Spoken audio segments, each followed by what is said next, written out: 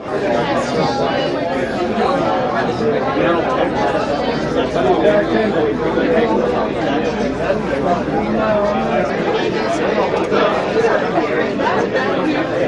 if I take these? Not at all.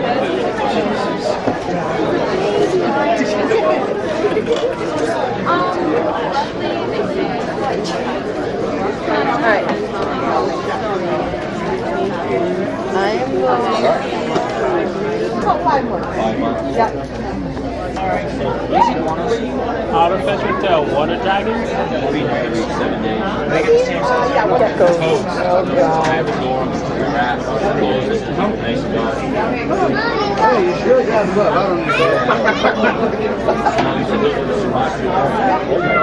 Yeah, I know. What? Same thing with Excuse me, what are these? Those guys right there are giant day geckos. These are daygers? Day gecko? Okay, not getting excuse.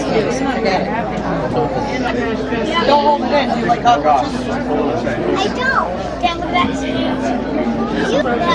I know. Actually, most cockroaches. You like dancing cockroaches? Flip it over.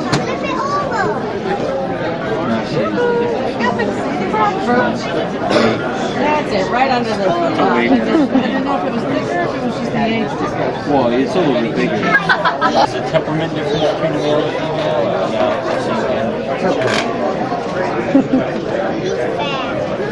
Back then, maybe 6 weeks old. She doesn't get anywhere near the king, the corn. Oh yeah.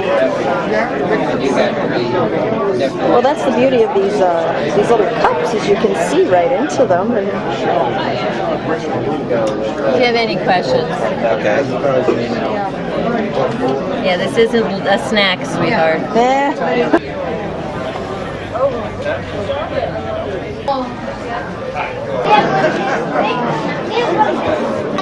First, the Maine Herp Society began about 1992. It's great. As far as this show was also always a highlight of the year. It's taken on some very different purposes, though, because originally the show was not like this, where it was a selling show, where people would bring animals, because for one thing, there were so few breeders that had anything to sell. But it was basically an educational show, so people brought their animals that they kept, and they displayed them in a setting similar to this. Our average attendance is around 500. Wow. As far as our mission, the mission of our society is, of course, to promote the interest in reptiles and amphibians, conservation of our native herbs, knowledge and education about them.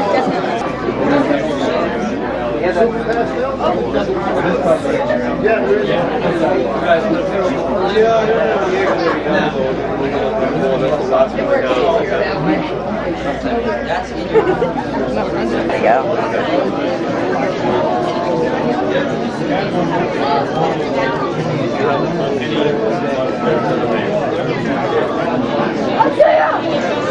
Do you have any interest in telling snake stories, or why you do what you do, or why I do what I do? Anything like that on camera?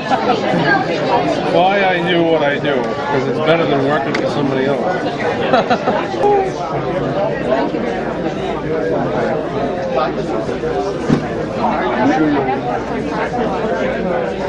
And you want to know what I'm doing? Yeah, what is it you do, and what would bring you to a show like this? I work with amphibians, poison dart frogs. I work with exotic tree frogs, and I used to live in Maine. I didn't care if I made a penny. I just wanted to be here to answer questions and go from there.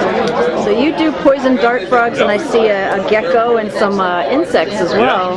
Yeah, I brought a few feeder insects that I work with as well. But yeah, I do some geckos. I have a soft spot for geckos, and tree frogs, dart frogs are my passion.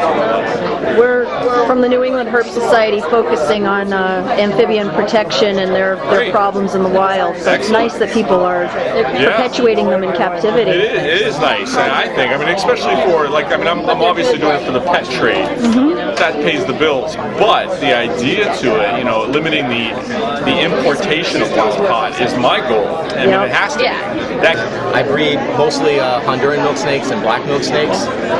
They are native to Central America. They make pretty good pets. As babies, they can be a little bit squirrely, but as adults, they're very calm. They don't bite. They eat rodents. When they come out of the egg, they eat small baby mice, and as they get larger, they eat larger and larger rodents. Baby snakes and all their adults eat frozen thawed rodents. The advantage to that is you don't have to go to the pet store every week and buy a bunch of live mice, and if you have a lot of snakes, you don't have to keep live mice at your house because they smell. They smell really bad. Frozen rodents do not smell. It's very convenient, it's cheaper, and there is most people believe that it's healthier for the snakes as well, because if the rodents do have any parasites, freezing kills. I've been doing this now for about 10 years. I started out breeding leopard geckos, which a lot of people start out breeding. Then I moved on to different types of colubrid snakes, such as Honduran milk snakes and black milk snakes. It's fun. It's something that I do just as a hobby. This isn't in no way a business. Thank you. Here. This is a black milk snake. Black milk snakes are the largest species of milk snake in the world. They, as adults, will be anywhere between 5 and 7 feet long. As babies, they hatch out looking something closer to this. Ah. As babies, they hatch out as tricolors. Oh, wow. And over the course of about 2 years, with each shed, they get darker and darker until they turn jet black. Where they're native to is they're native to the high altitude cloud forests in Costa Rica and Panama. What that means is that their preferred temperature is about 70 to 75 degrees. The big advantage that has, as far as it being a pet, is they do best at room temperature. You don't need to provide supplemental heat. You don't need to provide special lighting. All you need is a cage that is very secure because they are very strong and they will escape. And the only other requirement that they need is where they're native to is pretty moist. So if your house is dry, particularly in New England, if you run heat in your house in the winter, that tends to dry the air out. You want to make sure they have a place in their cage that they can go to that's fairly moist. Hello, Mr. Webmaster.